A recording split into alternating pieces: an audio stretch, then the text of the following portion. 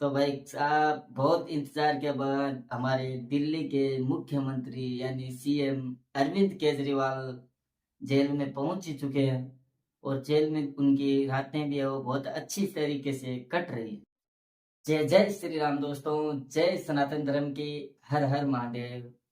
तो चलिए आज का जो प्रोग्राम है वो शुरू करते हैं। प्रोग्राम शुरू करने से पहले आपको मैं बता देता हूँ कि वीडियो को लाइक करना है, चैनल को सब्सक्राइब करना है और वीडियो को अंत तक जरूर देखना है ताकि आपको वीडियो देखकर है वो आनंद आए। तो आज का जो मुद्दा है, आज का जो टॉपिक है वो मैं बता देता हूँ कि आज के इस वीडियो में है वो हम जानेंगे कि आखिरकार कैसे और किस तरीके से दिल्ली की जो दुल्हनिया है यानी दिल्ली के जो मुख्यमंत्री है अरविंद केजरीवाल वो जेल तक का सफर है वो तय करते हैं। तो वीडियो को कृपया करके अंत तक जरूर देखिएगा ताकि जो मेहनत की है मैंने उसका फल थोड़ा बहुत है वो मुझे मिल जाए।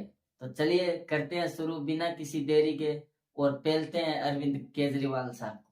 तो सबसे पहले मैं आपको बता देता हूँ कि दिल्ली की जो दुल्हनिया है उसने साल 2021 में वो एक नई शराब नीति लागू की थी।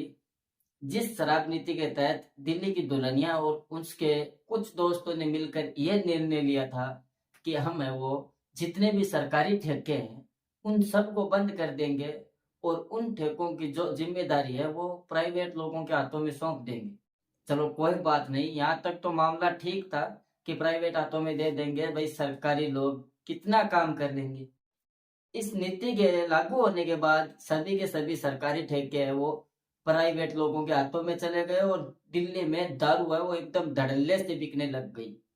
यहाँ तक तो मामला एकदम शांत था। लेकिन दिल्ली के किसी एक चुगलखोर ने है वो मतलब एक रिपोर्ट बनाकर ऊपर भेज दी केंद्र सरकार के पास। और उस रिपोर्ट में बताया गया कि भाई दिल्ली के जो ये मनीष सिसोदिया जी है इन्होंने है वो मतलब अपने पद का गलत फायदा उठाया और अपने तरीके से वो मनमाने कानून है वो लागू किए शराब नीति में, जिसके तहत जो राज्य है उसको करीब करीब 500 करोड़ का नुकसान तो हुआ ही।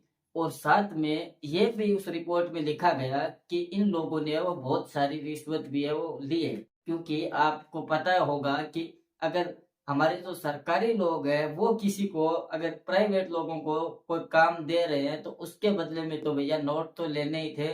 तो हमारी जो दुल्हनिया है, हमारी जो दिल्ली की दुल्हनिया है, इसने इसी चक्कर में वो मतलब ये सब काम किया कि कुछ ना कुछ तो नोट छाप ही लिए जाएंगे और किसी को पता भी नहीं चलेगा।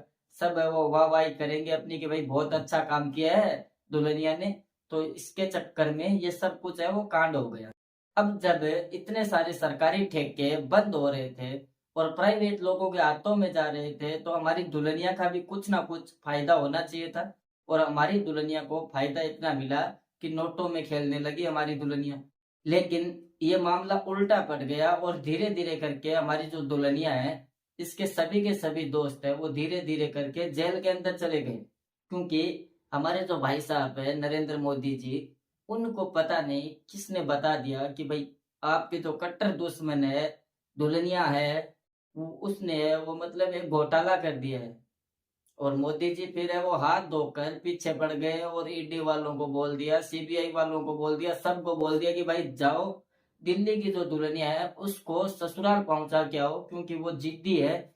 ससुराल है वो जाएगी नहीं ऐसे।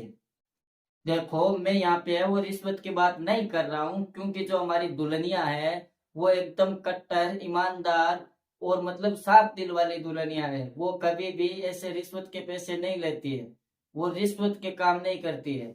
वो तो एकदम ईमानदार और आम आदमी है।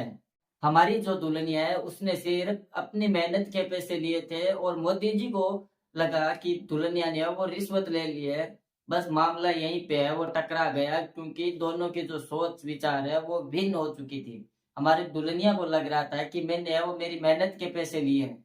मोदी जी को लग रहा था कि दुल्हनिया ने वो घोटाला कर दिया है और घोटाले के चक्कर में रिश्वत भी ली है और हमें बताया तक नहीं है। और आपको और हमें तो पता ही है कि मोदी जी कितने बेईमान इंसान है। मोदी जी को जैसे ही पता चला कि भाई दिल्ली की दुल्हनिया ने ये किया है कांड कर दिया है तो मोदी जी ने वो सबको ढिंडोरा पीट दिया कि भाई दिल्ली की दुल्हनिया ने शराब घोटाला कर दिया है, रिश्वत ले ली है। और अब दिल्ली की दुल्हनिया को जाना पड़ेगा जेल में, यानी कि ससुराल में। लेकिन इसके बावजूद हमारी जो दुल्हनिया है वो बहुत समय तक बची रही। आप विचार कीजिए कि 2021 के बाद है वो 2024 है, वो मतलब आ गया 2024 को 3 साल हो रहे हैं हमारी दुल्हनिया को, लेकिन हमारी दुल्हनिया है वो ससुराल जाने के लिए तैयार नहीं थी। बार बार मोदी की जो ये टीम है वो बार बार दुल्हनिया के घर पे है वो चक्कर काट रही थी, लेकिन दुल्हनिया है वो नहीं जाने की तैयारी कर रही थी। कि दुल्हनिया बोल रही थी कि मुझे वहां पे जाते ही जो दूल्हा है वो मारपीट करता है मेरे साथ जबरदस्ती करता है, इसीलिए मैं नहीं जाऊँ।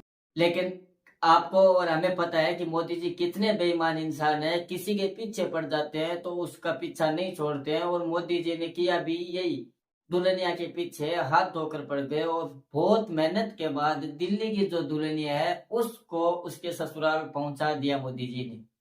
और अब जो दुल्हनिया है उसकी ससुराल में वो रातें इतनी अच्छी कट रही है कि दुल्हनिया बोल रही है अब मैं बाहर नहीं आऊंगी। तो आपको अगर ये कहानी पसंद आई है तो कृपया करके वीडियो को लाइक कीजिए, चैनल को सब्सक्राइब कीजिए और पास के बेल आइकन के बटन को भी दबाइए, ताकि आगे भी ऐसी दुल्हनिया के मामले आए तो हम आपको बता पाए। तो वीडियो देखने के लिए आप सभी का बहुत बहुत धन्यवाद। जय श्री राम, जय सनातन।